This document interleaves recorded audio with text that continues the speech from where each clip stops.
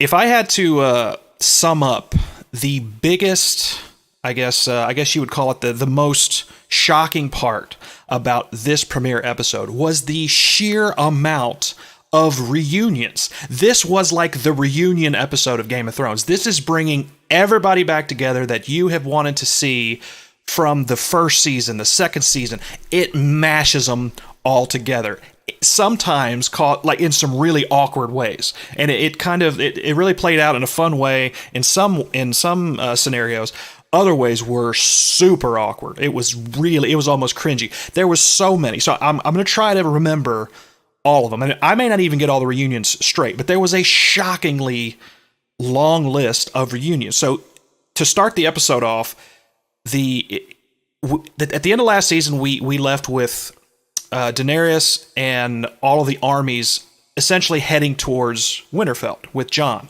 They arrive there. That's the opening of this season. The first reunion we see is Jon and Arya. They don't get together right away, but then they hook up later on, and there's the hug, and essentially Jon, from what I remember, and I haven't gone back and watched all of the episodes recently. I've seen the first 1 through 7 seasons recently, as maybe 2 years ago.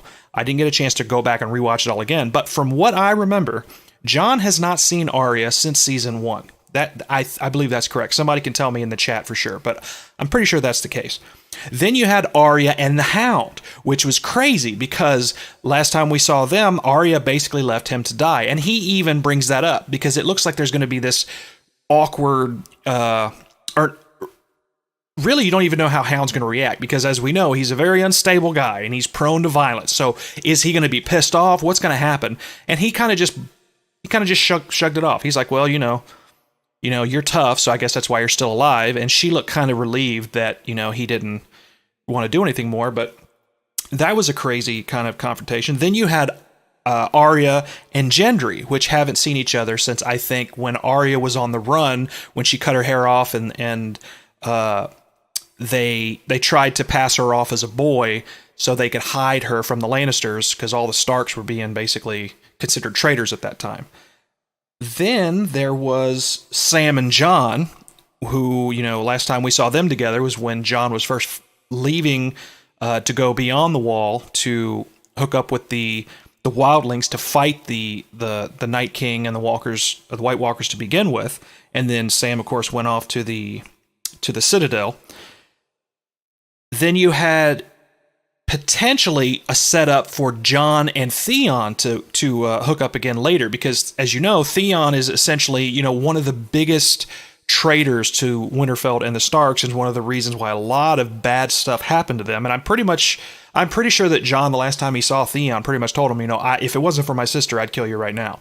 So how is he going to react to that? Because Theon rescues his sister, and then instead of helping her, basically says, look, I want to go back to Winterfell and fight for them, because you can tell he feels like he owes them that. He needs to redeem himself, and he wants to go back and fight for them. So they didn't meet in this episode, but you can tell that it's setting it up for that reunion, and I don't really know how that's going to go down. Probably not well, I would assume, for Theon. Then we had Sam and Jon and Theon. Let's see. Jorah and Sam, is that... No, wait, that's not right. Jorah is... Somebody help me in the chat. It's not Jorah, because Jorah is the guy with his fingers cut off. It's the guy who is in love with Daenerys. I keep blanking on his name. Somebody help me in the chat. But it was the character that gets the grayscale, and Sam has to cure him, and he basically does, and he's allowed to come back. So they meet again. So you think it's this really great reunion, and he basically brings Daenerys down to meet Sam, and it's a really cool scene until Sam finds out that Daenerys just burned alive both his brother, which he loves, and his father, who he doesn't really get along with, doesn't really like, but the point is it's still his family, and he's kind of crushed to hear that. So that gets awkward real quick, which that actually leads to the reunion with Sam and Jon. But yeah, it was super cringy. It was super cringy because it was a really cool scene up until, because Daenerys is basically saying, look, you helped, I'm blanking on his name. I'm gonna look up his name right now. It's gonna bug me to death. Hang on. Let's see. Game of Thrones. I want to say Mormont. Is that it? Okay, I was right. Jorah Mormont. Okay, so I had it right. Awesome. So yeah, Jorah is basically introducing Sam because he owes him his life, and then it gets real tense because Sam finds out he's basically crushed. He runs outside to kind of collect himself, and of course, boom, that leads us yet to another reunion, which is, actually, no, I'm wrong. So outside, Bran is sitting. Sam and Bran have seen, they met earlier. Yeah, okay, Brian said I was confusing him with Davos. You're absolutely right. I was blanking on the name. I thought Jorah and Davos, yeah, I get those kind of mixed up, but I appreciate it.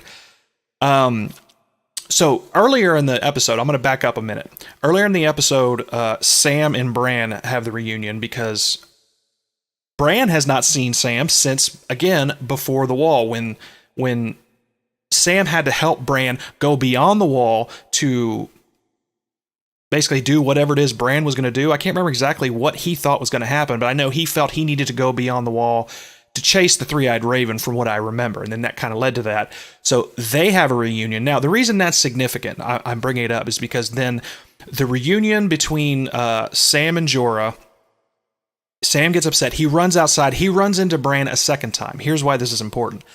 Bran is basically waiting for Sam to come out to basically tell him, look, you got to go to Jon right now, and you got to tell him he's the rightful heir to the throne. The reason Sam and Jon then have their reunion, which is in the crypts of Winterfell, and right in front, literally right in front of Ned Stark's kind of tomb or statue, Sam then, who is pissed off about Daenerys burning his family alive, is essentially using that as motivation to say, look, you're the rightful king. You would have never done that. And then, of course, Jon doesn't believe him, and he breaks it down. He's like, you have to accept that. And, of course, Jon is shocked. So they with the reunion aspect of it, I know that they went into this episode absolutely kind of having this idea that the reunions of the characters was not only going to be fun fan service for people like us who are just geeking out and like, oh, wow, it's so cool seeing this character finally meet that character and that one and this one. And there's a big one coming up I haven't got to yet. There is probably the biggest one is yet to come.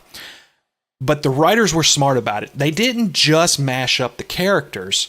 They went in and they decided, how can we use this as a plot device? How can we drive the story forward? So they used the reunion of Jon and Sam and putting Sam in a position where he's upset and now he's motivated to tell Jon the truth, instead of just saying, look, by the way, you might also want to know that you're the rightful heir to the throne.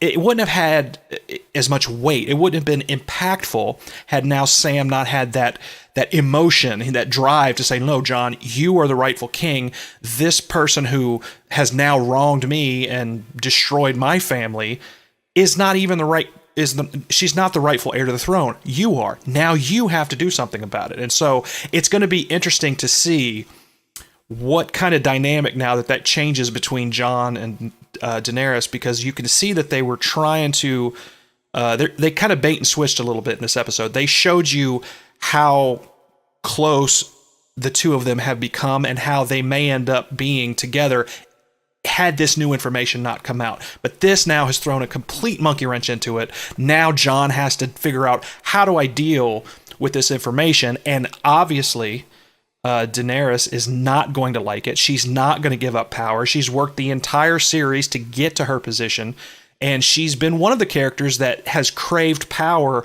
more than anyone else, as much as probably somebody like Cersei.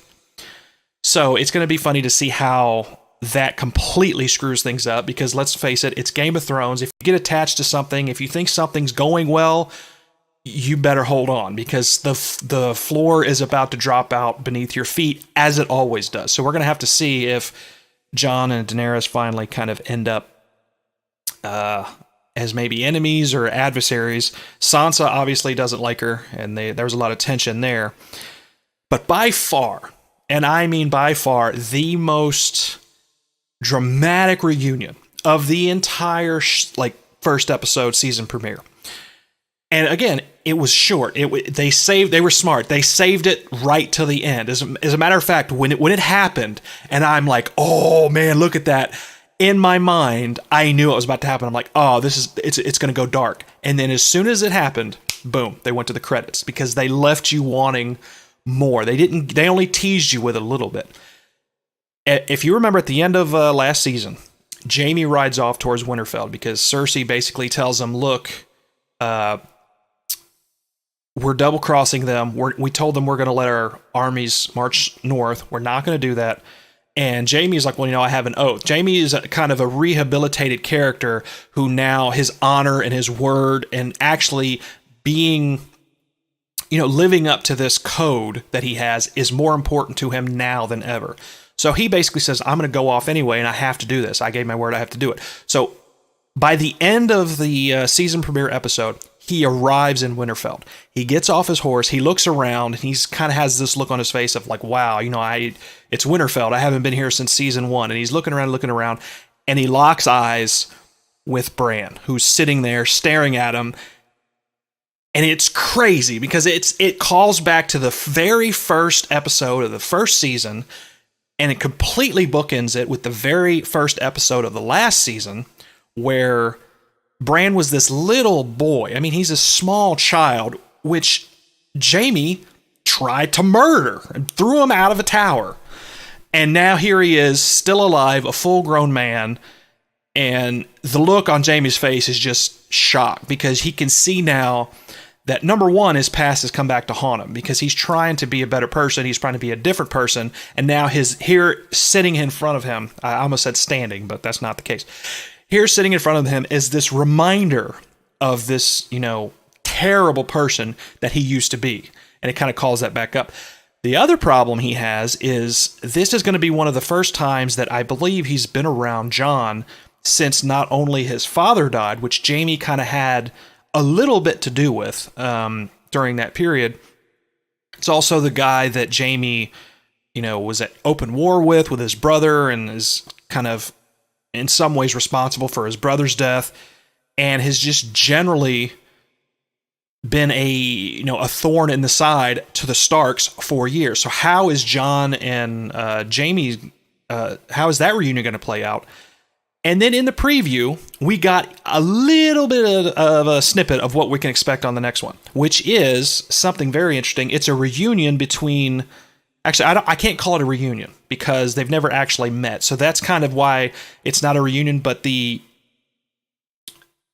next week's episode, we are actually going to see for the first time Jaime and Daenerys face off, which is cool because if you remember, Jaime, they call him the Kingslayer, obviously, because it was Daenerys' father that he killed. They've never met. They've never seen each other face to face. They've only kind of talking about, they've only spoken about each other to other people. It's going to be really interesting to see what that's like because you have two dichotomies here. You have the fact that she seriously wants to murder him because of, essentially all of the bad thing that's ever happened to her, all the events in her life, and essentially what's happened to the Seven Kingdoms. It has all taken place because of Jaime and what he did in kind of stabbing the king in the back and allowing Robert Baratheon to take over. And this whole new chain of events he is responsible for everything that's essentially, any way she's been wronged, it's his fault. He was the catalyst. So it's going to be interesting to see how that is handled in juxtaposition to the fact that they don't really have time to be worrying about these family squabbles anymore. The next episode, you are absolutely going to see the battle between the Night King and everybody in Winterfell, or at least that's how the episode looks like. The preview is setting it up as. I could be wrong, but I mean, they need to move this along and get through a lot of stuff. So that I assume they have to have the first big battle in the next episode. So they don't really have time to spend dealing with Jaime and Daenerys's baggage and then everything else that's going on. They got to get their stuff together. They got to get on the same page and quick. So it's going to be interesting to see how that happens. But for me, yeah, if I had to sum up the biggest, most shocking aspect of this final season premiere that like I said, we'll never get another one. It's just the fact that it's just so many reunions, so many characters put together, and it was awesome. I really can't say enough about it. I may even watch it again before next week. It was a really good way to kind of get back into it. I just hope that they can fit everything they need to fit into this season, because it's going to be jam-packed. There is so much to get to. There's so many storylines and branching characters and just everything they need to tie up. I hope they can do it, but the show has never really let me down before. So